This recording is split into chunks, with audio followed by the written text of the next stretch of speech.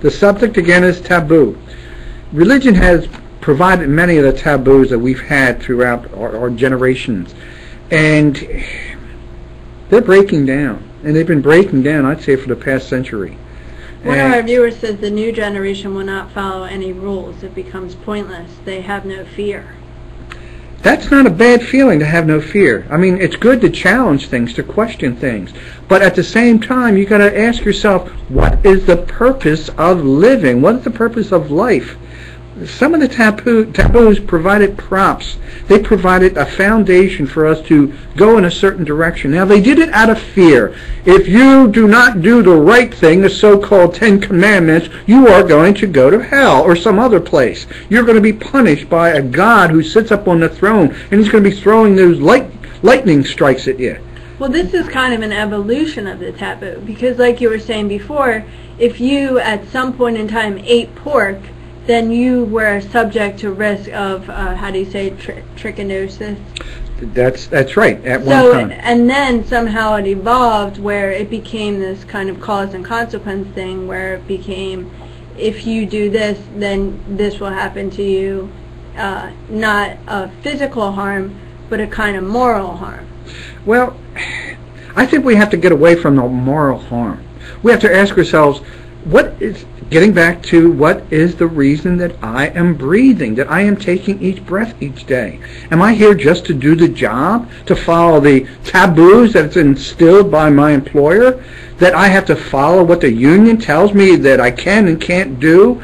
Do I have to follow Madison Avenue and say, this is the way for my promotion? This is the way for me to get ahead in the field of whatever endeavor I choose? No. There is a reason that's far above any taboo that we've ever had. Now keep in mind, what I'm saying is not going back to the old taboos. Break them. Challenge. Question. But keep in mind that there is a reason that's way above any of the taboos. Maybe the taboos were seeking it. No. What I'm saying is that each individual has to ask themselves, deep inside, they have to question, what is the reason for me being here? Why am I alive? Why am I here among the group that I'm with? What choice, if any, do I have for tomorrow? There's a kind of key point that you're raising, that you're saying that questioning is good, and then you mentioned choice. So what choices do we have? Very little. Let me explain what I mean by that. We all think that we're freedom of choice. We can choose to do this, choose to do that. We basically have two choices, and that is to avoid pain, to enjoy pleasure. And that's how most of our lives go, day in and day out. To try to get pleasure, avoid pain. Now, we are no better than animals. We're no better than inanimate objects. We're no better than plants. Plants who go away from the scorching sun. Plants who open up to a pleasant sun, who need the water. We stay away from pain, we enjoy pleasure. If we're no different than animals, then why is there a prohibition against bestiality? Now, we are a little bit different. We can calculate towards the future. Animals can't think beyond the future, beyond the present. They just deal with the here and the now. We can say, I'm going to defer my pleasure. I'm going to put it off till another day.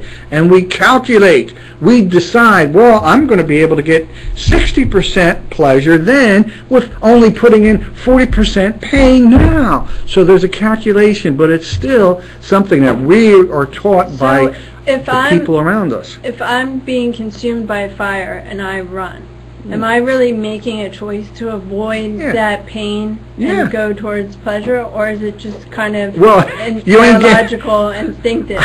You ain't going to get too much pleasure by staying in the circle of fire. Let me tell you, you got to run, honey. You got to run fast. I mean, get those feet moving as fast as you can go. Look, you avoid pain, you seek pleasure. Now, there is something above both of that, the pain and the pleasure, and that is the only choice that I think we have, and that is, what environment do we want to be in and with? And then we got to ask the question, why do we want to be in that environment, and for what reason? And it gets back to what I've been saying all along, is that there's some answers in nature itself that gives us the answers. There's certain But- questions that are answered through nature. But it seems like we're in a crisis. One of Sure our we viewers are. asked, are we living in a special time? There's a increase of suicide by financial crisis, etc. So, This is a special time. It's a time like no other in the history of mankind. We have more people now than we ever had.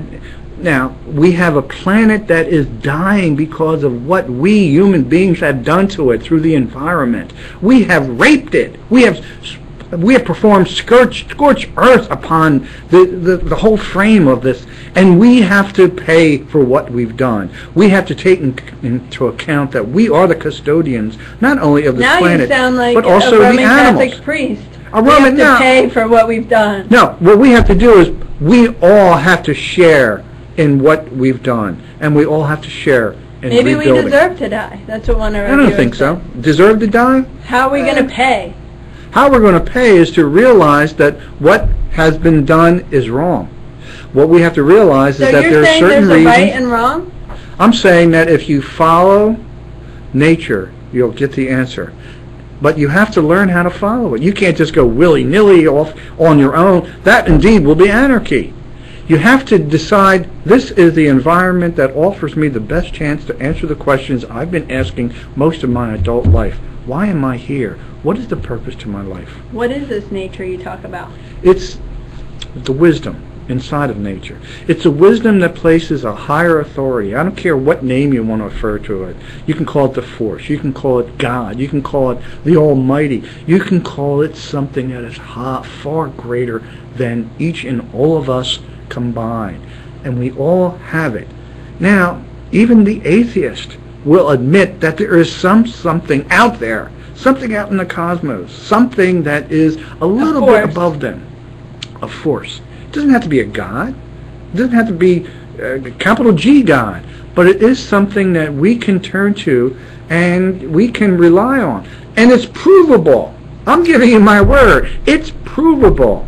You try it. Try for 30 days. Money back guarantee. Maybe I shouldn't say that. Try for 30 days. You have to do it with a certain group.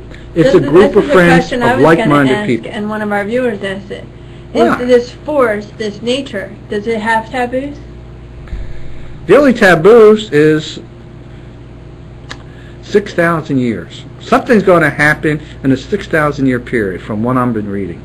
And during that 6,000 year period, all of us are going to reach a happy medium where we're going to correct what How is is that a wrong in our taboo? society. It sounds Well, like nonsense. maybe the taboo is not the right word. Maybe it's a So structure. you're saying we should, the kind of logic behind what we're talking about is we're saying that a taboo is a social prohibition. That's correct. And it can be related to laws, morals, religion. Right, exactly. Now you're saying we need to put ourselves into another environment. An Yes. environment that follows the laws, the rules of nature, what you're calling it. Now, does this environment have its own taboos, its own prohibitions? There's only one law, there's only one rule, there's only one thought, and that is acceptance, that is surrender, that is to admit to yourself that your ego cannot control things anymore. Once you let go of the ego, you can elevate friends, and then you can learn to share with others. What does this have to do with nature? That's what the wisdom in nature is all about. We as individuals, we as human beings have to overcome the belief that we are in control. We are in control of the environment, we're So in more control simply, of business. you're saying to figure out what is this force and to try to become like it. You can learn about this force very easily. But is that what you're saying? I mean, how did we find out about That it? we should try to find out about this force and try to be Yes, like exactly. You want to try and find out about this force. You want to do the research. You want to question. You want to argue. You want to say, hey, I don't like this. I'm going to come back. I'm going to check out other things. If you find the answer elsewhere, stay there. I'm willing to bet you that you'll come back, because this, I believe, is probably the only place that has all the answers that you're going to be looking for. What place? The wisdom in nature. What's that? It's a state of mind. A state of mind that you won't mind.